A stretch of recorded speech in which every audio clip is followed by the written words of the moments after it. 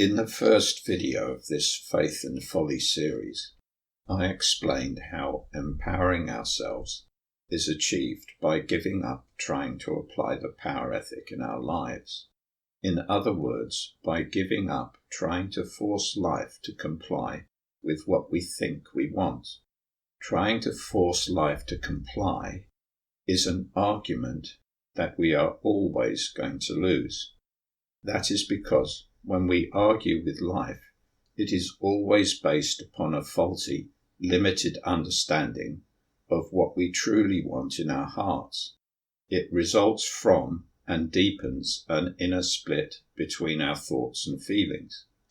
So even if we seem to win the argument via the illusion that is power ethic success, we have actually lost, because now what we really feel in our hearts is more deeply denied, along with the accompanying fulfillment. In that way, we become more deeply enslaved to the habit of trying to avoid all reminders of our repressed pain. We have taken a more argumentative stance against life, and that can have some very unhappy effects. People are often advised to ask themselves what their heart is telling them, which is good advice if one knows how to get an answer. However, it often seems to me that the one giving that advice doesn't fully grasp what it means to listen to the voice of one's heart. Often there seems to be an assumption that what one will always hear is nothing but sweetness and light. When one's thoughts and feelings are in alignment, the voice of one's heart is indeed full of joy. But if there is a split between one's thoughts and feelings, that always means that there is repressed pain and suffering in that area. Where there is repressed pain and suffering, we cannot brush it aside. It must be listened to and healed first, before the voice of our fulfillment can be heard. That is because pain speaks of denied need, and when it is repressed, we are oblivious to the need and the fulfillment it speaks of. Need is simply lack of fulfillment. Thus, denied need means denied fulfillment. When denied need is felt, it is integrated and healed. Only then is one free and empowered to choose fulfillment instead. In the second video in this Faith and Folly series, I explained what suffering is, i.e., chronically denied need, which can be healed by letting go of the inner conflicts that keep us in denial. That is to say, by letting go of the habit of trying to force ourselves to feel good. Such force is always self-inflicted violence. It only leads to greater and greater resistance from one's inner defenses. Said force and resultant resistance freezes the flow of our feelings. But when we give up the violence, feelings flow naturally again, and we become good at feeling irrespective of the circumstances. When we encourage feeling flow, we wash away the noisy sensations in our bodies which drown out the voice of our fulfillment. We starve the noise of the disharmonious energy that kept it in place. Thus clarity emerges, and clarity is the path to truth. What I described in that second video is a powerful practice which can achieve clarity, yet it is only the precursor to a method that heals the underlying cause of the urge to use force. As I said, clarity is the path to truth, and it is by following that path that we arrive at the truth. Realizing truth is the key to healing, because the ultimate reason for using self-inflicted violence is to remain in denial of uncomfortable truths. When we realize said truths, the violence becomes redundant and naturally falls away. The deepened feeling of fulfillment that we were trying to force ourselves into in spite of our denial now becomes available to us effortlessly. In this way, we heal the emotional pain that urges us to be violent. How to do that is what this video is about. Life is constantly blessing us with serendipitous providence, and serendipitous providence is always providing opportunities to realize deeper fulfillment via the revelation of deeper truths. Serendipity never does anything else, which I explained in my video, Serendipitous Empowerment. That video is a BitChute exclusive. I will leave a link in the YouTube description. When such providence creates a situation which reminds us of a painful truth, we may react habitually by imagining that life is bringing us unwanted grief. Yet such creations are powerful grieving opportunities if we know how to take advantage of them. I agree with Alice Miller's assessment of the average level of childhood trauma that people carry simply from having endured an average upbringing. She equates it to the trauma an adult would sustain from being incarcerated in a Nazi concentration camp. When we understand that people carry that much denied and extremely painful truth, it makes understanding their often very irrational and childish behavior a lot easier. Many situations that a pain-free adult would probably see as exciting challenges are often transformed into overwhelmingly stressful ones when they remind an individual of their repressed pain. Old habitual methods of coping tend to get triggered, methods which are based upon self-inflicted violence. In such cases, the situation gets blamed for the upset, whereas it is only a reminder, and the self-inflicted violence is the real cause. Such reminders are signs of healing gold if we know how to dig for it. So how do we dig for it? The way to dig for our healing gold is to employ a metaphorical spade that we are all provided with, but which the usual childhood tends to suppress. It is a natural ability to feel our way to the truth, and we all have it to one degree or another. When we employ it, it works to reunite divorced thoughts and feelings. Thus it is our inner fulfillment magnet, a key to the real law of attraction. This innate ability is called focusing and was discovered by Eugene T. Gendlin. Gendlin took seriously the results of studies which showed that patients on the waiting list to see psychotherapists were getting better at a rate much higher than those actually in therapy, and decided to look into what those patients were doing to heal themselves. In doing so, he discovered that they were using a natural method for examining their real feelings, which I am about to describe to you. His books are available on Amazon. The introductory book is called Focusing: How to Gain Direct Access to Your Body's Knowledge, How to Open Up Your Deeper Feelings and Intuition. I recommend it with one caveat.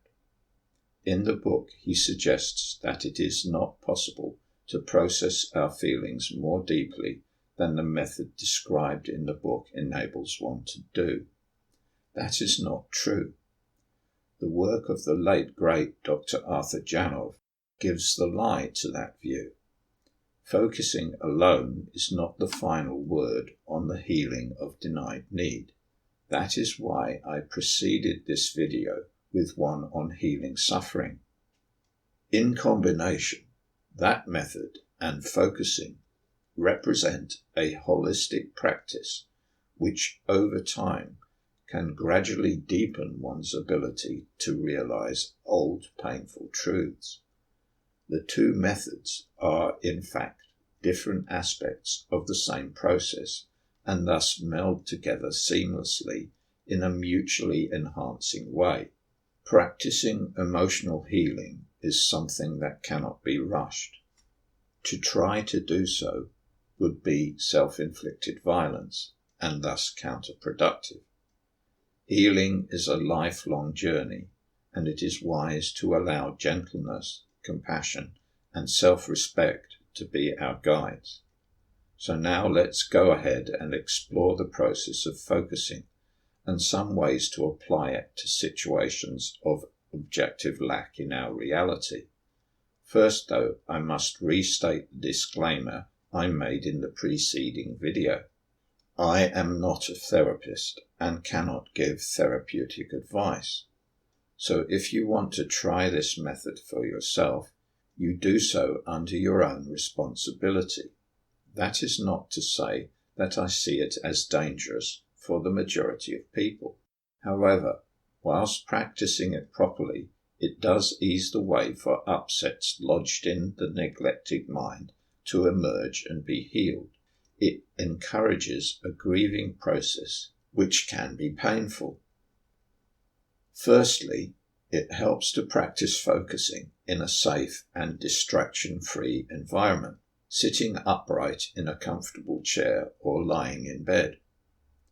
When you become well practiced at it, it can be done in most everyday situations. Ultimately, reconnecting with our denied need brings about a natural state where our thoughts and feelings work in unison, and focusing is a habitual part of that. However, most of us will not get to that stage of their journey quickly. Learning to focus deliberately is but the initial step along a long road. At each point along that road, we build confidence and consolidate our real faith. Thus, we improve our ability to transform denied need into fulfillment via a more empowered assertiveness and an enhanced ability to allow serendipitous providence to bless us harmoniously. Once you are sitting or lying comfortably, begin to focus by closing your eyes and allowing yourself to relax. If you cannot relax as fully as you imagine you would like to do, don't force it. That would be to add tension, not reduce it. As you get more practiced at realizing denied need, you will learn by experience that our bodies are full of unrecognized tension, which results from the inner conflicts we are in denial of. Healing them is a process of bringing the outer layers of tension to the surface by paying attention to our sensations. When we do so, the tension we become aware of is tension we are not maintaining deliberately. It represents energy we are not in control of at a personal level.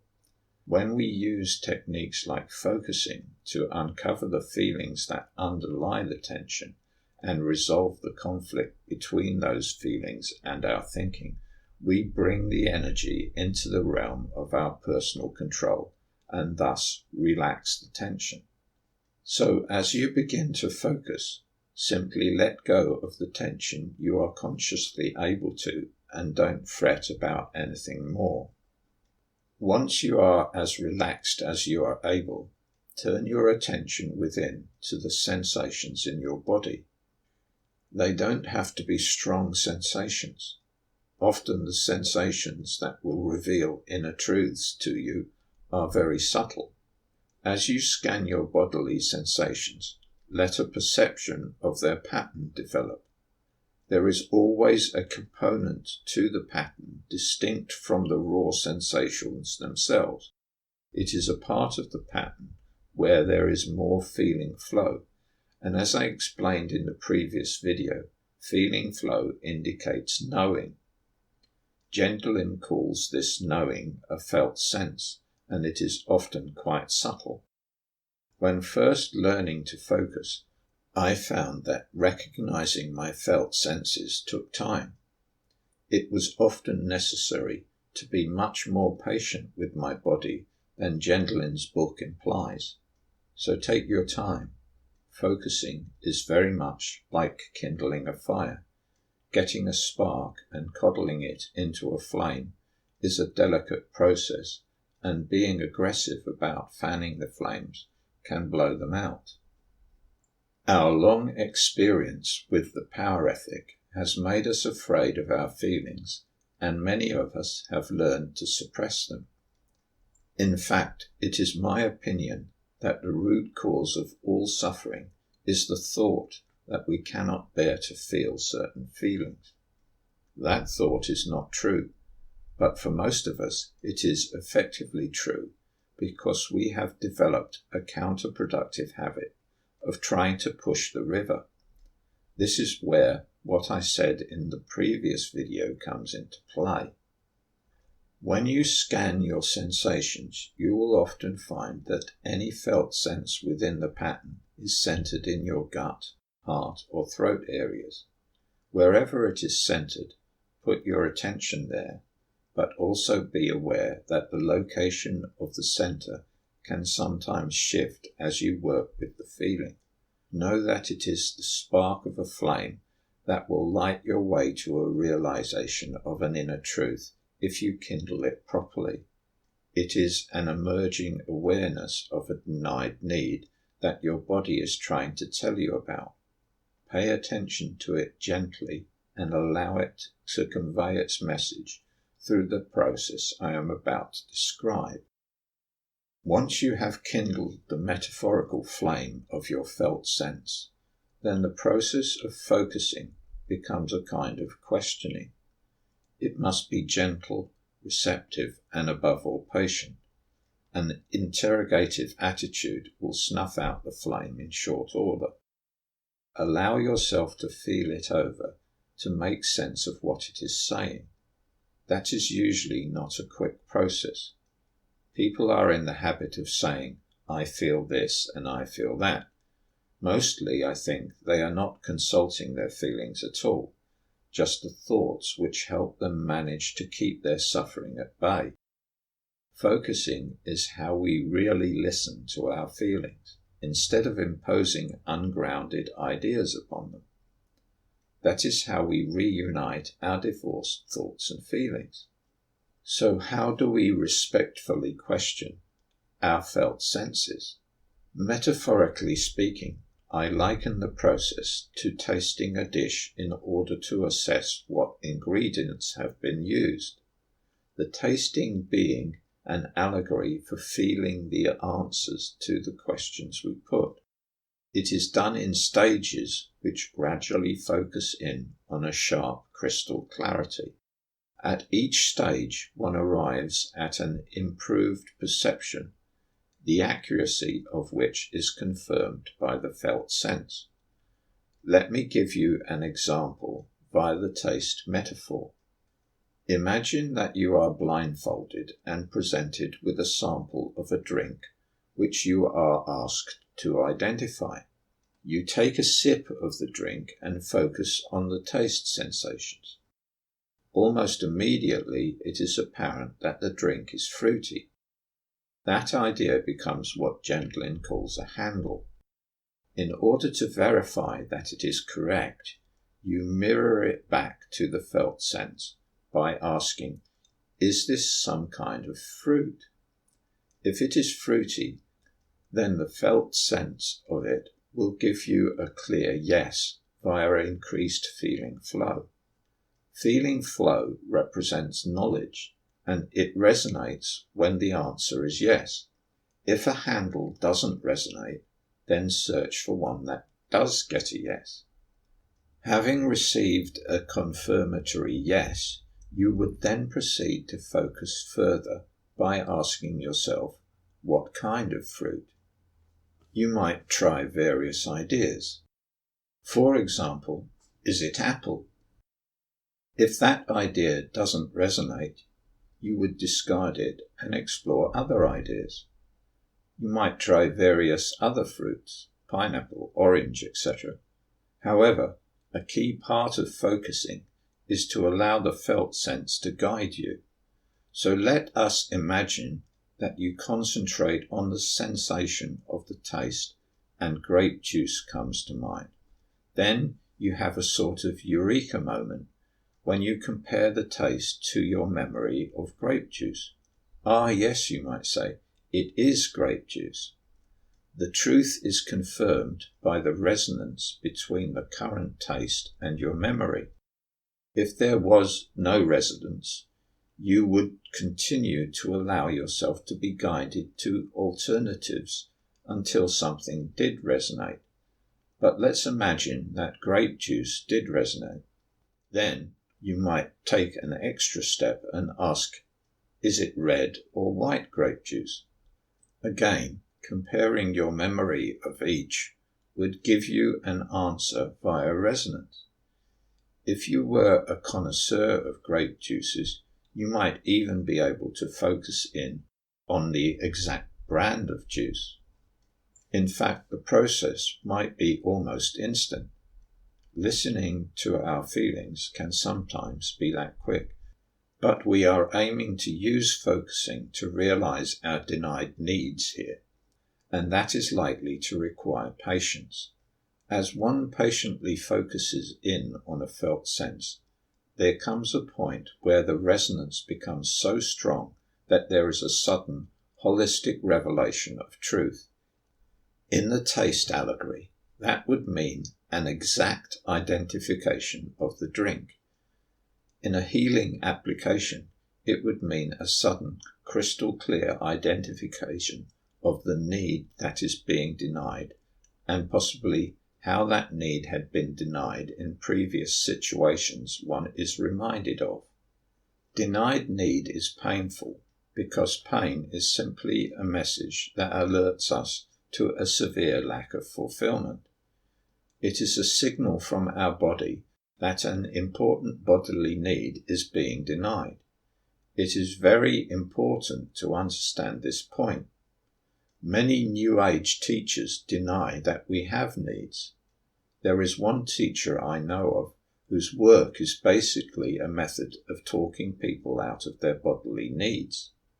It is an easy mistake to fall for such ideas, because it is true that at a soul level we have no denied needs.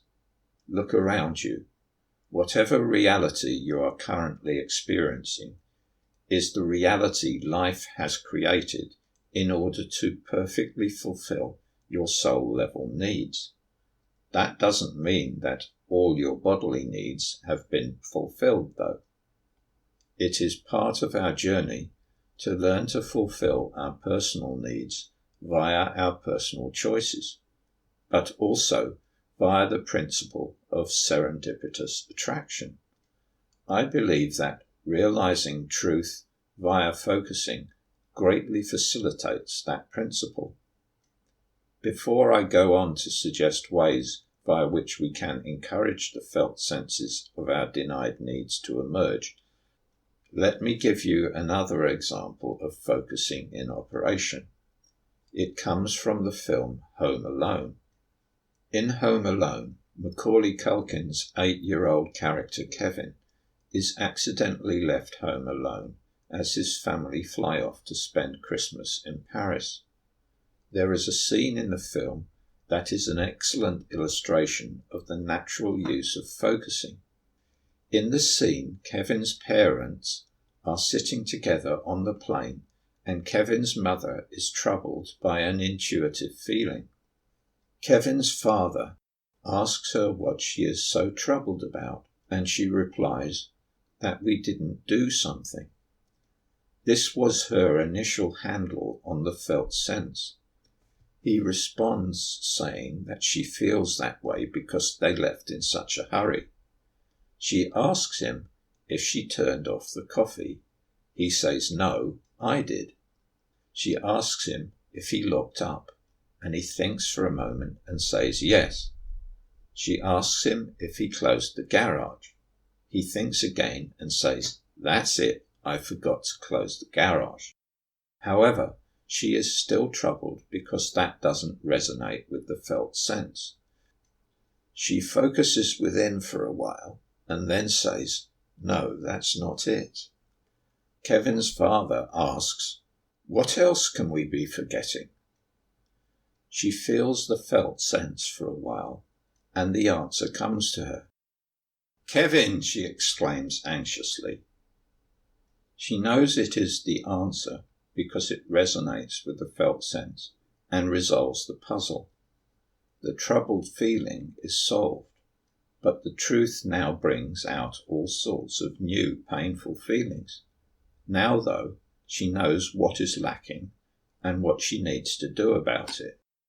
This practice is a powerful tool to help us reconnect with our denied needs. It can bring us into much better alignment with serendipitous providence by helping us to feel what we truly want in our hearts, i.e., what life wants for us. Thus, our experience of what life chooses to bless us with becomes far more positive and fulfilling. We can simply use it to help us to process situations of lack in our lives. These will come to us in the natural course of events, but there are ways to head some of the more disagreeable reminders off at the pass, so to speak.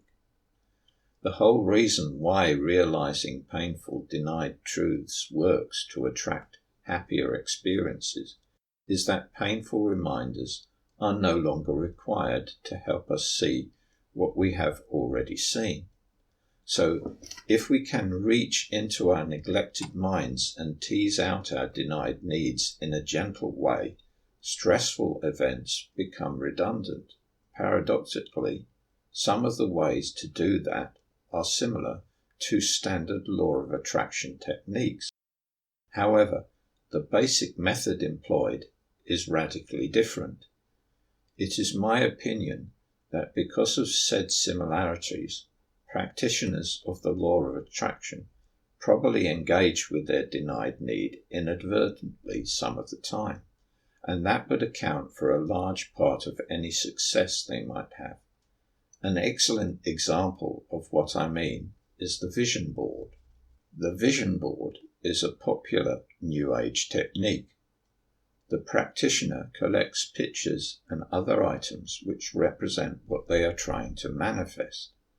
The aim is to help them to imagine having the items and feeling the way that they would if they actually got them. This is supposed to attract the creations to them. However, I have already explained in part 1 of this series that lying to oneself is an invalid ethic and thus doesn't work. If we are able to daydream about things we would like to attract and thus feel good about the idea, then that is a sign that there is not a lot of repressed pain involved. In such cases, we are hearing the voice of our hearts loud and clear, and because we always get what life wants to bless us with, it is no surprise when such daydreams actually manifest for us. This is why I said in the first video of this series that such feelings are more a form of precognition than a method of attraction. The rubber really meets the creative road when we find it difficult to daydream things into existence. In such cases, there is denied need connected to our desires, and trying to evoke good feeling becomes counterproductive inner violence. The vision board is still a powerful tool here, though. In fact, it is a much more powerful tool, because only by tackling denied truths can we deepen our empowerment.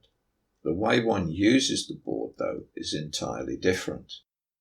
What I have found is that accumulating reminders of my denied needs can bring out the sadness of the lack, and that is a felt sense that can be worked with.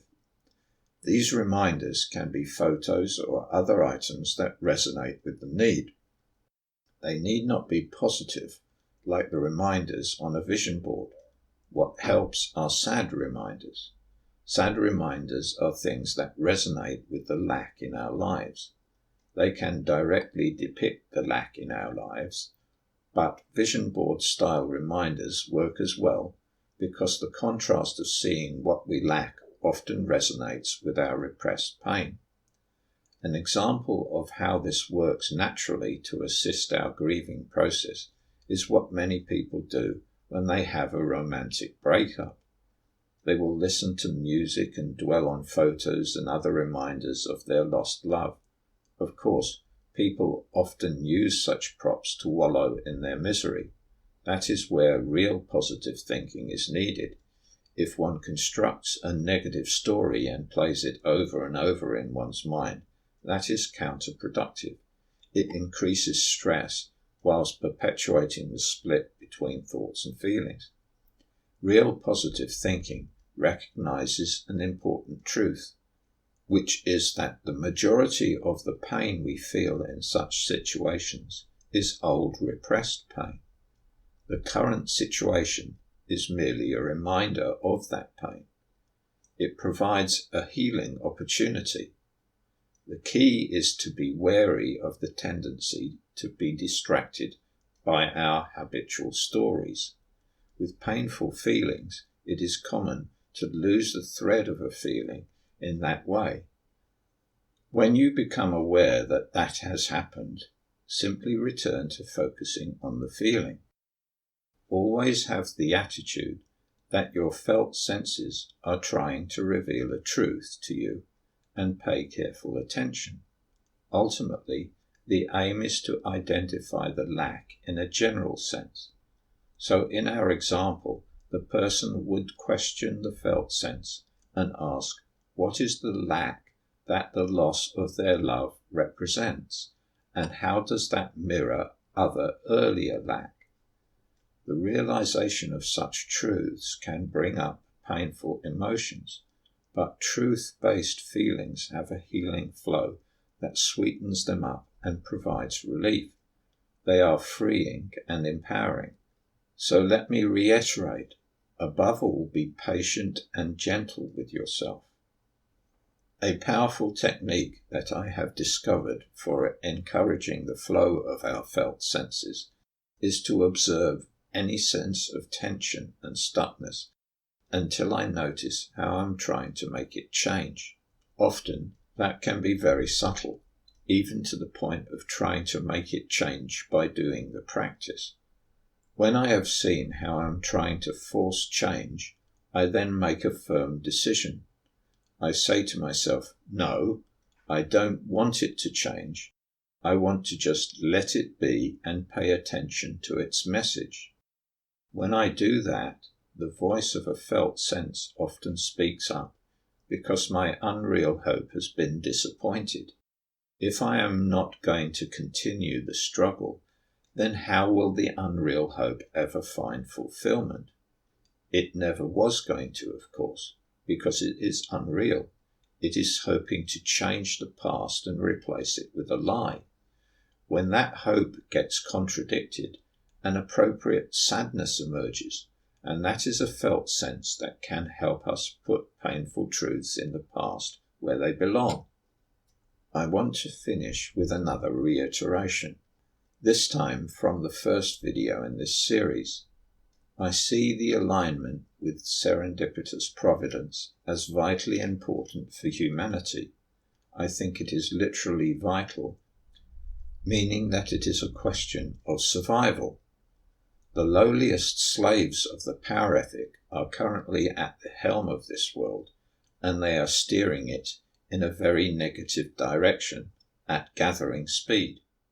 We are in a buffalo jump situation, and we are the buffaloes. The maniacs seem to have all the power and to be succeeding in fooling the herd into surrendering their freedom and helping to steal our freedoms too. If they win, it's game over for humanity. We cannot match their power whilst we still flirt with the power ethic. They are masters of that game. So from a power ethic perspective, they seem to have us in checkmate. However, there are many creative people who have already developed reasonable levels of real faith and wise folly. They care about the truth and are seeing through the lies and machinations. In their actions, we see what real empowerment is about. The situation is so dire, however, that we could do with some miraculous help. And I believe that is exactly what can be achieved by aligning ourselves with the principle of serendipitous providence. I think that it really is capable of moving metaphorical mountains. That is all for now. Thank you for your attention.